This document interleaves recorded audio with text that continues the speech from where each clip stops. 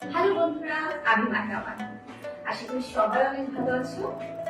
আজকে আমি তোমাদের জন্য একটা দারুণ নিউজ।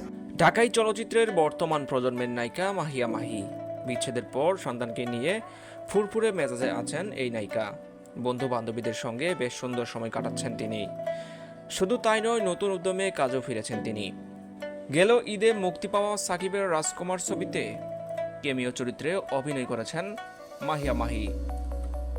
এতেই দর্শকদের মন কেড়েছেন তিনি। এদিকে কিছুদিন আগে কই জানে না সিনেমার আশিকি গানের নাচের সঙ্গে একটি ভিডিও প্রকাশ করে নেটিজেনদের মনোযোগ কাড়েন তিনি। 1 মিনিটের সেই ভিডিওতে মাহির সৌন্দর্যমুগ্ধ হয়ে অনেকেই ভেবেছিলেন ফুরিয়ে যাননি মাহি। অনেকে তাকে এমন রূপে ফেরার পর্দা দেখার স্বপ্ন দেখেছিলেন। এত কিছুর মাঝেও এই নায়িকা জানালেন তিনি একটি অনলাইন জুয়া কোম্পানির শুভেচ্ছা দূত হয়েছেন।